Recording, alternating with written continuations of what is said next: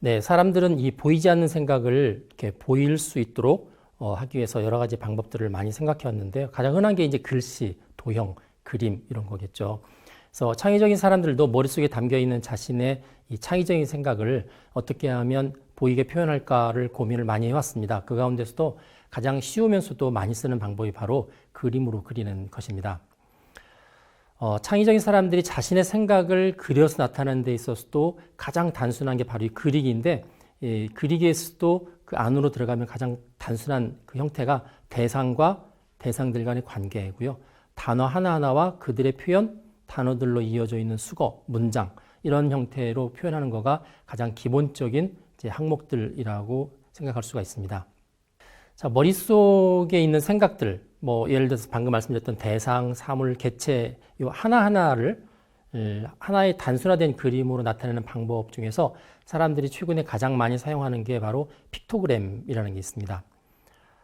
이 픽토그램은 이거 자체가 사람들이 머릿속에 들어있는 대상을 그림이나 여러 가지 형태로 표현한 거기 때문에 창의적 산물이죠. 그래서 일반적으로 저작권에 의해서 보호가 받기 때문에 인터넷상에서 픽토그램이라고 해서 함부로 쓸 수 있는 건 사실은 아닙니다. 픽토그램은 픽토라는 게 원래 픽처, 그림이죠. 라틴어로 그림에 해당되는 거고요. 그램이라는 게 라틴어로 역시 글자라는 뜻이 됩니다. 그래서 직독짓기를 하면 그림 글자죠. 그림 글자. 우리나라에서는 그림 글 이렇게 표현을 하고 있습니다.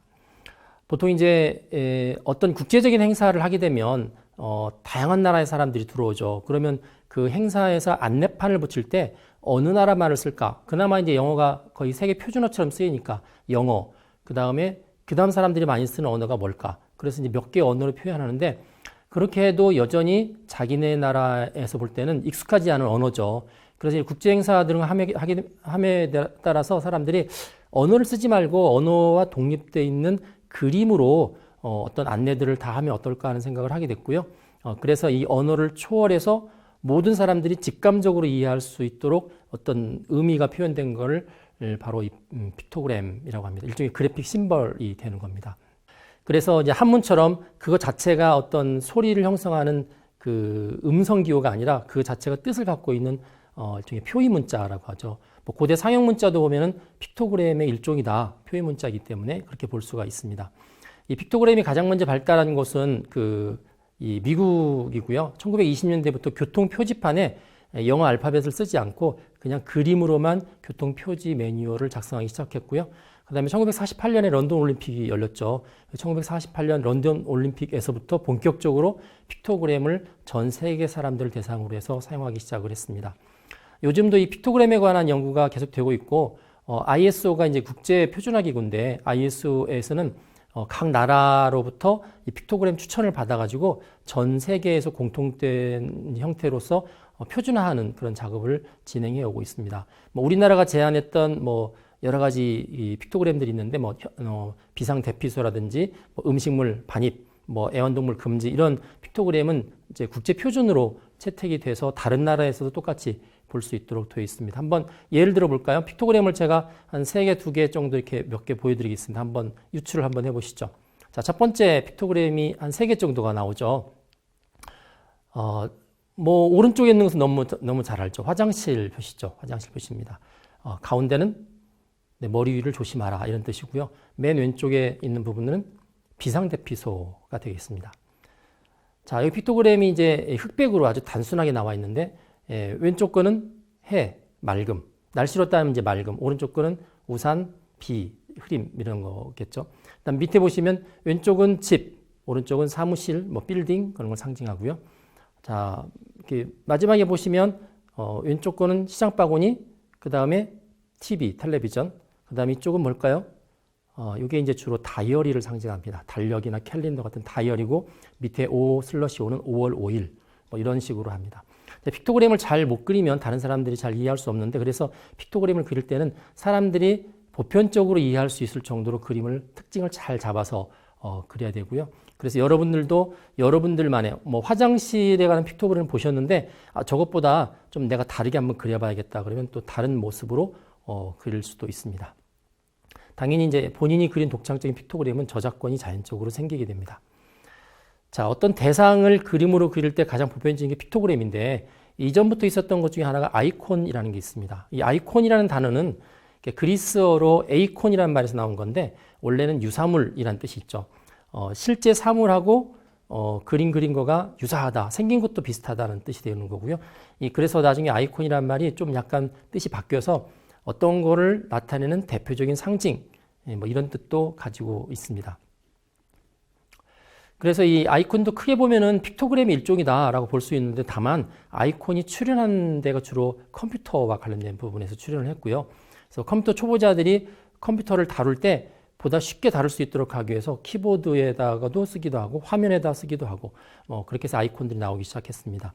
이 아이콘이라는 컴퓨터에 필요한 요 그림 글자, 이거는 1970년에 제록스의 팔로알토 연구소가 있습니다. 제록스의 팔로알토 연구소에서 이 아이콘을 개발해서 본격적으로 쓰기 시작했고, 그게 지금은 이제 우리가 많이 쓰고 있는 매킨토시의 이제 노트북이나 마이크로소프트사 기반의 윈도우 노트북에도 윈도우 PC나 이런 데도 이 아이콘들이 상당히 많이 이제 채용이 되고 있습니다.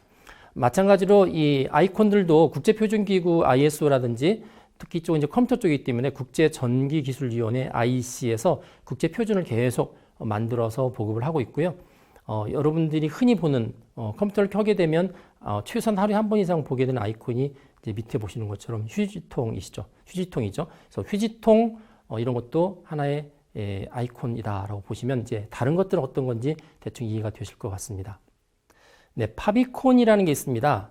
영어로는 favorite icon, 그래서 페비콘이라고 발음을 하는데, 여러분들 혹시 인터넷을 검색하다 보면 주소창 에 보시면 주소가 나오죠. http 이렇게 쭉 나가는데 그 주소창의 왼쪽에 보면 가끔씩 아이콘이 나올 때가 있습니다. 그게 바로 웹페이지를 대표하는 아이콘이다. 그래서 favorite icon, 페비콘이라고 이야기합니다. 그래서 이쪽 그 페비콘을 만약에 만들고 싶으면은 그 아이콘 편집하는 편집기로 약 크기가 이제 16픽셀 상하 16픽셀 되는 적당한 그 아이콘을 만든 다음에 아이콘 첨자가 이제 ICO죠. 마지막 확장자가 ICO 이렇게 해서 웹사이트에 루트 디렉터리 갖다 놓고 세팅하면 이제 그 홈페이지를 볼 때마다 이 파비콘이 뜨게 됩니다.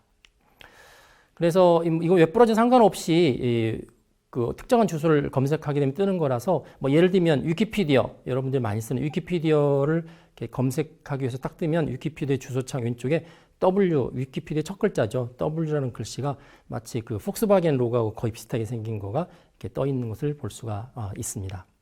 앞에 이야기했던 아이콘이라든지 아니면 픽토그램하고 비슷한 것 중에 하나가 또 이모티콘이라는 게 있습니다. 사실 이모티콘도 역사가 오래된 그림 글자인데 영어의 이모션하고 아이콘하고 합해져서 감정을 나타내는 아이콘, 그래서 이모티콘이라고 합니다. 최초로 등장했던 이모티콘이 이제 그 카네기 멜론 대학 CMU에 있는 스콧 팔맨 교수라는 사람이 1982년도 9월 19일 날 본인이 게시판에다가 이런 것을 이제 쓰자 그러면서 아이콘을 처음으로 소개를 했어요. 그때 이 사람이 최초로 아이콘을 이제 실었는데 그때 모습이 콜론 마이너스 오른쪽 괄호. 콜론 마이너스 오른쪽 괄호면 웃는 모습이죠. 그래서 이제 웃는 모습의 아이콘이라고 해서 스마일리라고 처음에 붙여졌습니다. 물론 이제 그 오른쪽 괄호 대신에 왼쪽 괄호를 쓰게 되면 좀 찡그린 모습이 나오죠.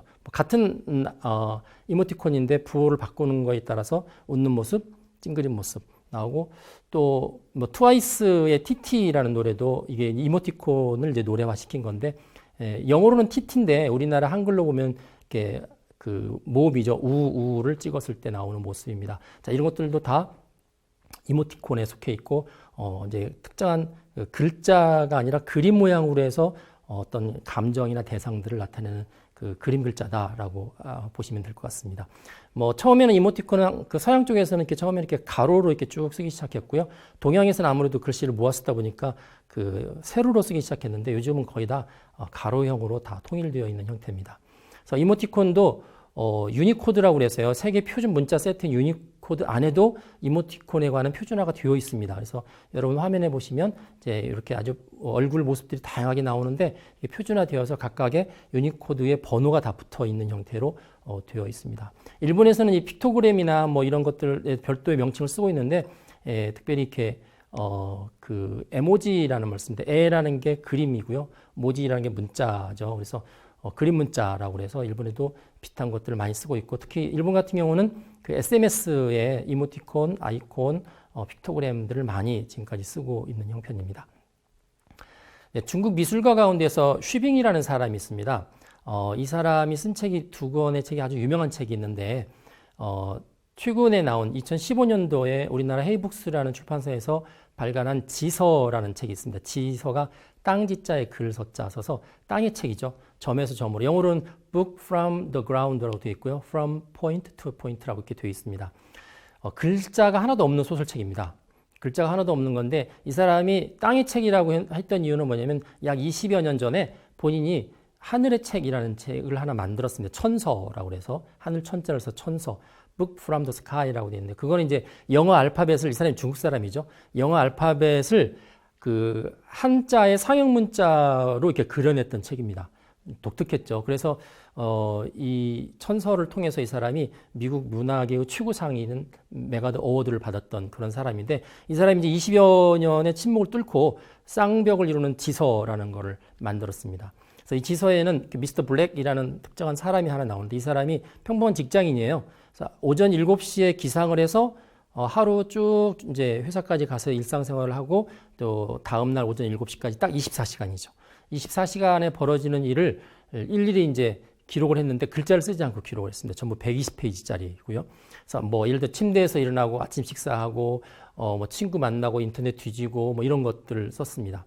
네, 이 책은 지금 시대에서 사용하고 있는 기호나 의미와 관련되어 있는 여러 가지 이제 그림 글자들을 이 저자가 전 세계를 돌면서 7년간 수집을 했고요. 그 수집한 그 수많은 기호들을 가지고 글씨 없이 이런 픽토그램, 아이콘, 이모티콘, 로고 이런 걸로만 전부 120쪽의 소설을 쓴 겁니다.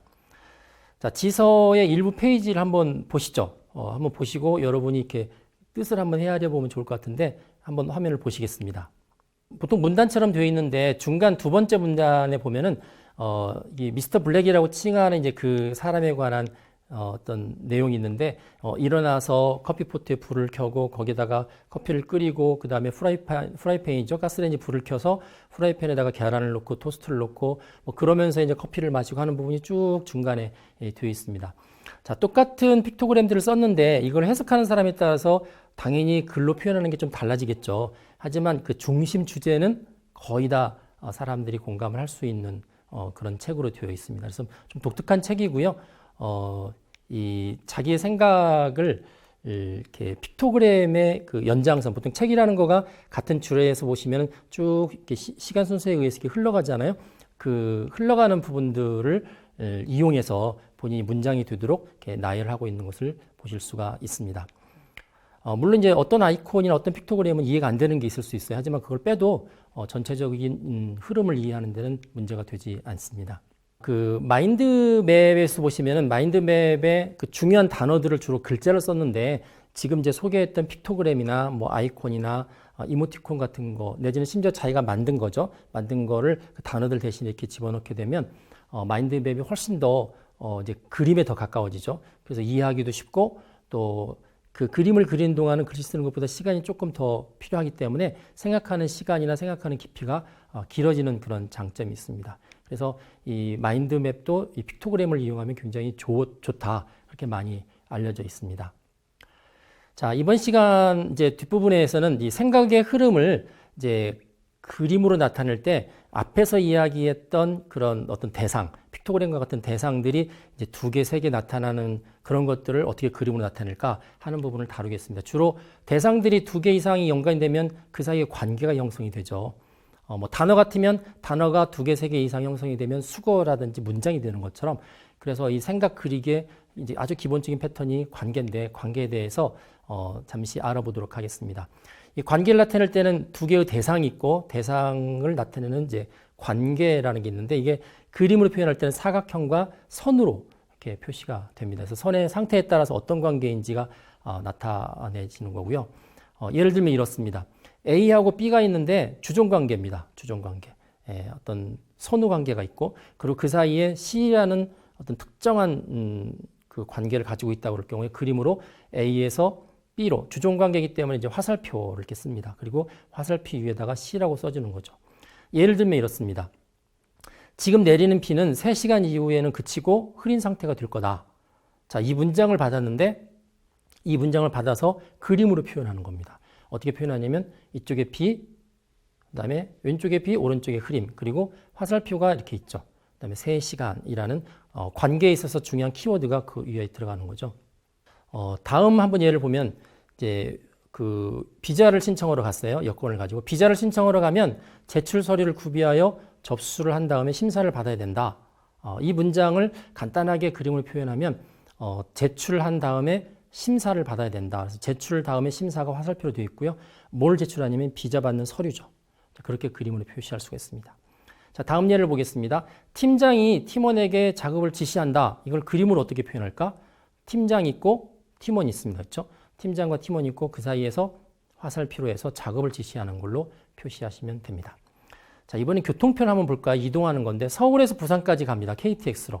그러면 서울에서 부산까지 화살표로 표시한 다음에 화살표에다가 KTX 이렇게 쓰면 됩니다. 그래서 이 주종관계는 아주 간단하죠. 자, 이제 다음 관계를 한번 볼까요? 두 개가 상호관계입니다. 주고받는 관계죠. 자, 주고받는 관계는 A, B는 똑같고요. 이제 C와 D에 의해서 C가 B로 가고 D가 B에서 A로 가고 주고받는 관계, 왕복하는 관계, 또 교환하는 관계 이렇게 두 개의 쌍방향 화살표로서 표현을 합니다. 예를 들어 보면 내가 친구한테 책을 선물로 줬더니 친구가 답례로 케이크를 나한테 줬다. 그러면 나와 친구 사이에 화살표 두 개가 쓰여 있죠. 책으로 해서 친구한테 가고 케이크로 해서 나한테 오는 거죠. 다음 예를 봅니다. 웹브라우저가 웹서버에게 정보를 요청했더니 웹서버에서부터 해당 정보가 내 PC로 이렇게 왔다. 좀 복잡한데 그림으로 간단하게 그림이 이렇습니다. 웹브라우저가 있고 웹서버가 있죠. 그리고 웹브라우저가 웹서버한테 요청을 하면 그 요청된 정보, 해당 정보가 웹브라우저한테 돌려갑니다. 이렇게 해서 이제 쌍방향 통신을 그림으로 이렇게 표현을 하고 있죠. 자, 이제 팀장이 팀원한테 지시를 했더니 팀원이 보고서를 팀장에게 제출했다. 이걸 그림으로 어떻게 표현할까? 앞서 간단한 게 나왔는데 이번에는 이제 쌍방향 화살표를 이용해서 작업 지시가 가고 그다음에 보고서가 팀장한테 오는 형태로 표현이 됩니다. 자, 서울에서 부산으로 갈 때는 KTX로 갔는데 돌아올 때는 고속버스로 이동한다. 그림으로 표현하면 서울, 부산 사이에 KTX로 화살표가 갔다가 고속버스로 오는 걸로 해서 표현하면 아주 간단하게 표현이 됩니다. 자, 이번에는 좀 다른 관계입니다. 둘이 협조 관계죠. A와 B가 동등하게 협조하는데 C라는 주제를 가지고 협조를 하는 겁니다. 그런 경우 한 개의 직선을 사용하고 화살표가 없습니다. 예를 들면 이렇습니다. 김순수라는 사람하고 이희망이라는 사람하고 부부다. 그러면 김순수와 이희망은 직선에 의해서 연결이 되어 있고 부부라고 명시하는 거죠. 동등하고 협조의 관계죠. 악어하고 악어새는 공생관계다. 그럼 마찬가지로 악어하고 악어새 사이에 공생이라는 키워드를 가지고 직선이 연결됩니다. 자, 이번에는 A와 B가 대립의 관계입니다. 대립의 관계를 그릴 때는 주로 한 개의 쌍화살표 직선을 사용을 합니다. 그래서 A가 있고 B가 있고 C라는 걸 통해서 대립 관계면 그 C가 이제 화살표 위에 올라와 있는 형태를 취하는 거죠. 예를 들면 현대와 토요타는 라이벌의 관계다. 그러면 현대가 있고 토요타가 있고요. 그 사이에 쌍화살표가 하나 있으면서 위에 라이벌이라는 키워드를 얹혀놓으면 지금 방금 들었던 문장이 그림으로 표현이 되게 됩니다. 기본적인 관계 표현을 해봤는데요. 지금까지 이제 그림을 그릴 때 대상 자체를 픽토그램이나 뭐 아이콘이나 이런 걸로 이렇게 그림으로 그리기도 하고요. 그 다음에 그 대상과 대상들이 있을 때 이제 관계를 또 직선을 이용해서 어떤 화살표를 이용해서 주종관계인지 상호작용관계인지 협조인지 대립인지를 이렇게 표현을 했습니다. 그래서 이런 기본적인 형태를 가지고 내가 풀어야 되는 문제들을 그림으로 표현하게 되고요. 이제 좀 더 복잡한 것들은 이것들의 조합에 의해서 풀게 되는데 이런 부분들은 이제 다음 시간에 본격적인 패턴과 생각 그리기의 기본 플랫폼을 통해서 알아보도록 하겠습니다.